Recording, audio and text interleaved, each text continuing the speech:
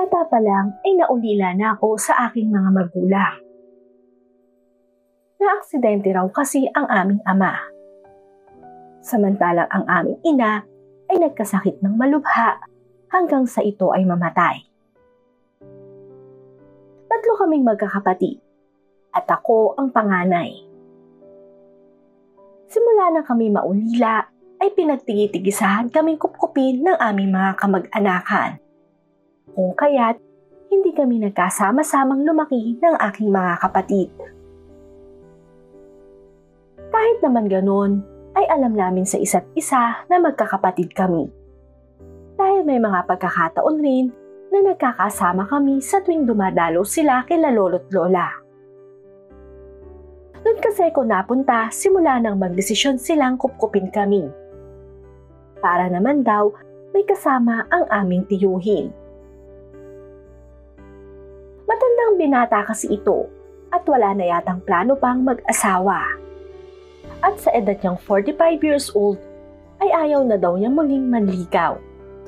Dahil nadala na siya sa huling naging nobya niya na akala namin ay magiging asawa na niya.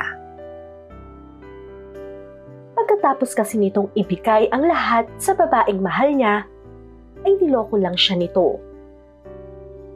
Hanggang sa malaman na nga lang niya na hindi lang pala siya ang nobyo nito, kundi may iba pa. Simula noon ay nakita ko kung paano lumuha at nasaktan si Tito Vic dahil sa isang babae.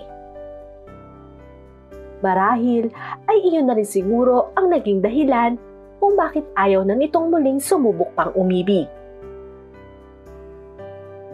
Kaya naman nang masaksihan ko ang pagdurusang nangyari na yon kay Tito, ay natakot na tuloy akong umibig. Kung kaya't, nasabi ko na lang din noon sa aking sarili na hindi ako tutulad kay Tito na naloko lang ng isang babae. Simula pagkabata ay kasama ko na si Tito Vic sa aking paglaki. Sa katunayan ay parang siya na nga ang tumayong tatay ko nang mawala ang aming ama. Isa kasi siya sa nag-alaga at nagsuporta sa akin para makapag-aral ako. Bukod doon, ay marami rin siyang bagay na itinuro sa akin. Kasama na nga doon ang kalokohan sa mga babae. Noong panahon kasi ng kabataan nito, ay kung sino-sinong babae ang inuuwi niya sa bahay. At pagkatapos, ay magkukulong lang sila nito sa kanyang kwarto. At sa murang edad ko noon, ay curious pa ako kung ano ba talaga ang ginagawa nila doon sa loob ng kanyang kwarto. Kaya naman, nang magkaroon ako ng lakas ng loob na tanungin si Tito, ay tinawanan lang ako nito. Hanggang sa panoorin na nga ako nito ng love scene movie. Sa edad ko noong 18, ay doon ko naintindihan kung ano ba ang ginagawa ni Tito sa mga nagiging girlfriend niya. Sa tuwing pinapanood kasi ko nito ng ganong klaseng movie, ay para bang may kung anong init akong nararamdaman na hindi ko pa maipaliwanag. May kung ano pa nga sa bahagi ng aking katawan ang gustong kumawala, na para bang ora mismo ay sasabog yon. Ganun pa man, pinaliwala ko lang naman yon, dahil alam kong mali ang pakiramdam kong yon. Ngunit sa patuloy na pagpapanood sa akin ni Tito ng mga ganong klaseng pelikula, ay doon ako unti-unting nakaramdam ng init na para bang gusto ko na rin ilabas sa iba. Hanggang sa isang gabi, habang ako ay gumagawa ng assignment, nang bigla na lang akong ayain ni Tito sa bahay ng bago niyang nobya. Nagtaka naman ako noon kung bakit bigla-bigla ay gusto ko nitong isama. Sapagkat pangkaraniwan ay siya lang ang pumupunta sa kanyang nobya. Wala naman akong nagawa noon, kundi pagbigyan lang ito. Kaya kahit hindi pa ako tapos noon sa aking ginagawa, ay tumayo na ako para kumayak na rin. Maligo ka, Ronald, ah. Para naman pagdalaw natin sa aking nobya, walang masabi sa'yo yun. Utos pa sa akin ni Tito Vic. Agad naman akong sumunod dito. At pagkatapos ay nagpaalam na kila lolo at lola. Wala akong kamalay-malay nun sa plano ni Tito sa akin. Hanggang sa nagulat na nga lang ako nang pagdating namin doon ay may ipinakilala siyang isang babae. Medyo may edad na ito at sa tansya ko ay parang kasing edad lang din ito si Tito. O siya, ikaw na bahala dyan sa pamangkin ko ha. Binyagan mo na para magkaroon na ng experience. Anya pa ni Tito rito na hindi ko pa nun maintindihan. Tito, ano po ang pinagsasabi niyo? Naguguluhan ko namang tanong dito. Basta Ronald, makisama ka na lang dyan kay Eunice. Pag-uutos pa nito sabay paalam na sa amin. Hindi ko naman alam noon ang aking gagawin. Dahil sa murang edad ko noong mga panahong iyon, ay wala pa sa isip ko ang bagay na yon. Niyaya ako ni Eunice sa isang kwarto doon. At pagkatapos ay hinalikan sa aking labi. Halos manigas naman ako nung mga sandaling yon. Dahil sa sensasyong aking nararamdaman tulad ng ginagawa sa akin ni Eunice. Maya-maya ay binulungan pa ako nito na sabayan ko lang daw siya sa kanyang ginagawa. Nang sa ganun ay pareho daw kami nitong mag-enjoy. Kaya naman kahit wala akong kaalam-alam noon sa ginagawa namin, ay pilit ko itong sinabayan. Hanggang sa hindi ko akalain na magagawa ko pala ang makipaglaro dito ng apoy. Sa bawat haplos at halik na iginagawad sa akin ni Eunice, ay matinding init naman ang kapalit nun sa buo kong katawan. Lalo na nang laruin nito ang aking walang hanggang kaligayahan. Halos napaigtad pa nga ako sa sobrang sarap ng aking naramdaman nang pag-initin niya ng husto ang buo kong katawan. At nang hindi ko na kayang tiisin pa ang sensasyong aking nararamdaman, ay inaya ko na ito para abutin ang kanyang kalangitan. Grabe! Halos hindi ko talaga maipaliwanag ang sarap na ipinaramdam sa akin noon ni Eunice.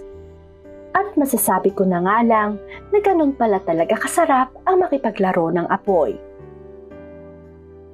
Kaya naman hindi ko akalain na ang pangyayari sa amin iyon ni Eunice ay hahanap-hanapin ng aking katawan.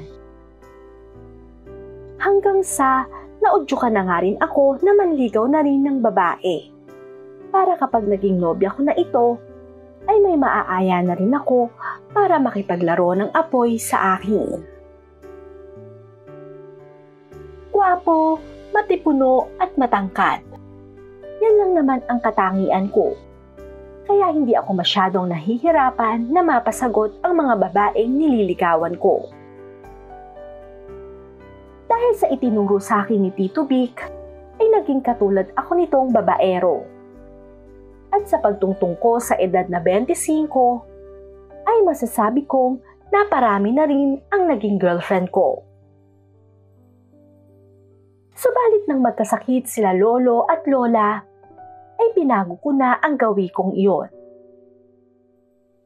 Pagkatapos naming mag-break ng last na naging nobya ko, ay hindi na muli akong nanligaw pa ng iba. Bagkos ay naghanap na lang muna ako ng trabaho.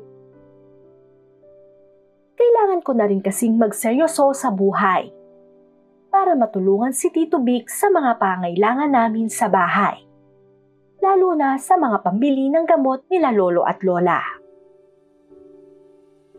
Ngunit sa kasamaang palad, ay hindi naging madali sa akin ang matanggap sa mga fast food at restaurant na mga inaplayan ko. Isa kasi sa requirement nila ay dapat daw na nakatuntong man lang ako ng kolehiyo. Ganong Gayunpaman, hindi naman ako nawalan ng pag-asa na makakahanap rin ng trabaho. Dahil naniniwala ako na isang araw ay matatanggap din ako. Lalo na't may personalidad naman akong taglay. Kaya naman araw-araw ay naglalakad ako para patuloy na maghanap pa rin ng trabahong maa-applyan ko. At sa hindi sinasadyang pagkakataon, ay may nadaanan akong isang malaking bahay na may nakapaskil sa gate na naghahanap sila ng helper doon. Hindi naman ako nagdalawang isip na subukang applyan yon. Kahit na hindi ko pa alam kung anong trabaho ang gagawin ko doon. Basta ang nasa isip ko lang noon ay kahit anong trabaho pa yon ay tatanggapin ko. Kaya naman, nang interviewin ako ng may-ari, ay puro oo lang ang sagot ko sa bawat tanong nito. Halos magtatalon naman ako sa tuwa nang hindi ko akalain na tanggapin nila ako. At kinabukasan raw ay pwede na akong mag-umpisa. Pag-uwi sa bahay ay agad ko naman iyong ibinalita kila lolo at lola. Ngunit imbes na maging masaya, ay tila nalungkot pa ang mga ito nang malaman nilang mag-i-stay-in ako doon. Agad ko namang napawi ang lungkot sa kanilang mukha nang sabihin kong para naman sa kanila ang gagawin kong yon. Kaya bago umalis, ay pinendisyonan pa ako ng mga ito para daw maging maayos ang trabaho ko. Katulad naman ng pinag-usapan namin ng may-ari, ay mag-i-stay-in nga ako doon sa bahay niya para daw madali akong matawag kapag may kailangan sa akin ang asawa niya. Madalas daw kasi siyang umaalis ng bansa dahil sa pag-aasikaso ng mga negosyo nila.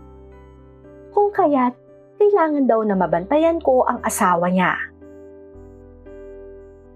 Bukod kasi sa pagiging helper, ay tinanggap ko na rin ang pagiging alalay ng asawa ni Sir. Sapagkat alam kong pandagdag sahod rin yon. Ngunit nung mga sandaling yon, ay hindi ko pa nakikilala ang misis ni Sir. Dahil ayon dito ay nasa bakasyon pa raw ito. Kaya naman pagiging helper muna sa bahay nila ang trabaho ko. Medyo may kaedaran na si Sir. At sa tingin ko nga ay nasa 50s na ito. Kaya naman inaasahan ko rin na ganun ang edad ng misis nito. Dahil kinailangan pa talaga niyang kuhanan ito ng alalay.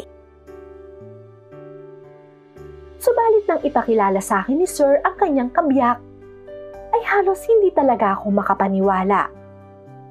Lalo na't ang tingin ko lang dito ay para bang nasa 30s pala.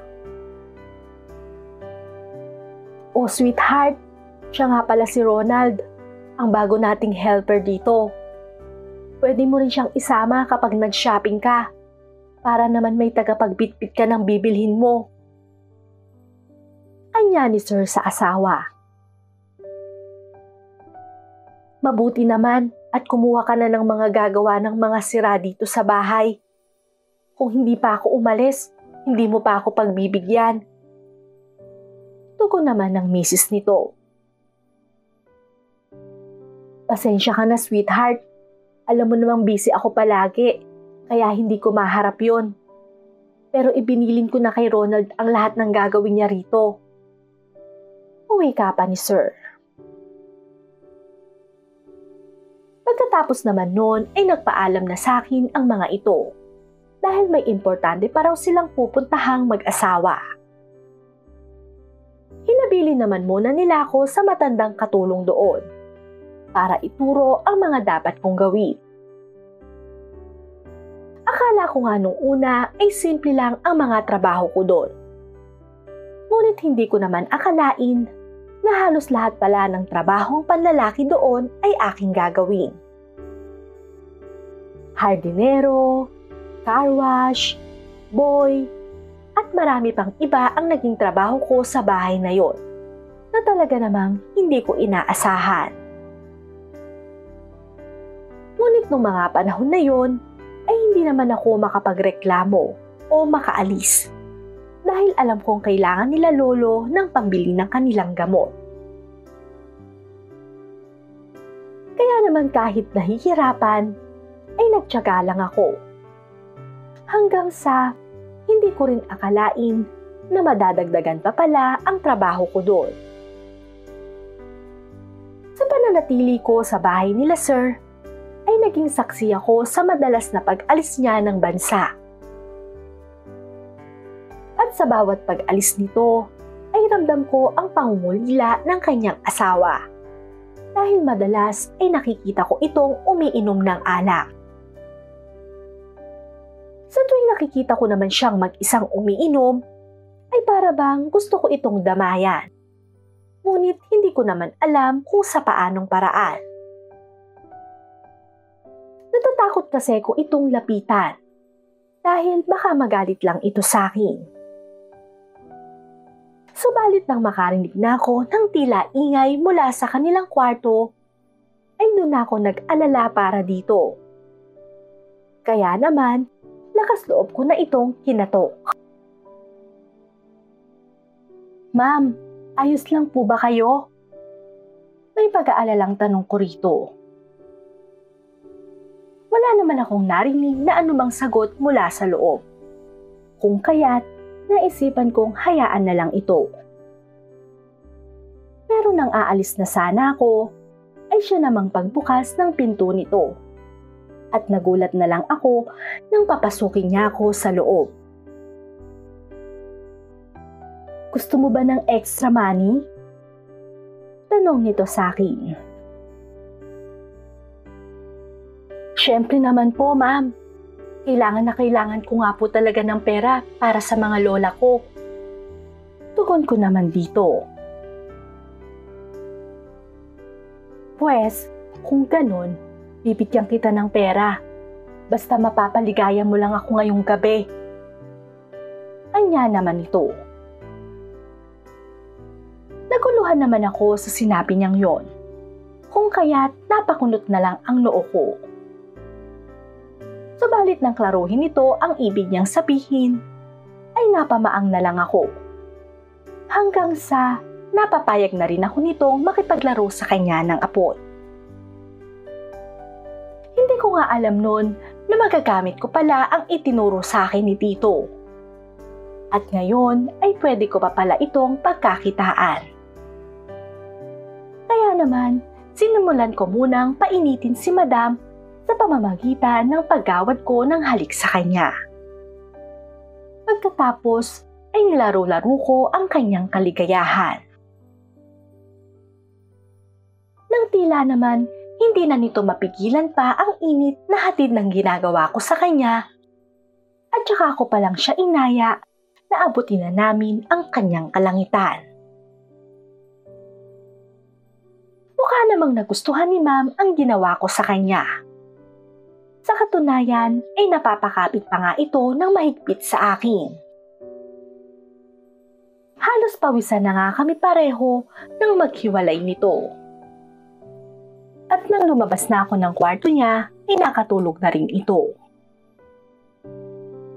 Hindi ko naman ine-expect na magugustuhan niya ang ginawa kong yon sa kanya. Hanggang sa kausapin muli ako nito na kung pwede raw ay kapag wala ang asawa niya, ay ako muna ang mag-part-time sa kanya. Hindi naman ako nakatanggi rito. Dahil ang totoo ay pabor na pabor sa akin yon. Sapagkat may pera na ako, may naaararo pa ako. Wala namang kamalay-malay si Sir sa ginawa namin yon ni Ma'am. Kung sa bagay, mas madalas pa nga itong umalis kaysa manatili sa piling ng asawa niya. Kaya naman naiintindihan ko rin kung bakit uhaw palagi si Ma'am. Dahil iyon sa hindi na nagagawa ni Sir ang mangkulin niya rito bilang asawa nito. Sa bawat pagpa-part-time ko naman kay Ma'am, ay iniipon ko ang perang ibinibigay nito. Nang sa ganon, ay mailaan ko naman yon para sa sarili ko. Alam Alam ko kasing hindi naman habang buhay ay kakailanganin ako ni Ma'am. Dahil para sa kanya, ay lalaking bayaran lang ako. Bukod doon, ay alam ko rin na hindi nito ipagpapalit sa akin ang kanyang asawa. Lalo na sa pera at karangyaan na meron siya. Kaya naman habang nagtatrabaho pa ako kay Ma'am at Sir, ay dapat lang na mag-ipon talaga ako. Dahil alam kong darating ang panahon na matatapos rin ang kahibangan ng mga amo ko. Hanggang dito na lang ang aking kwento. Ang inyong tagapagbahagi, Ronald.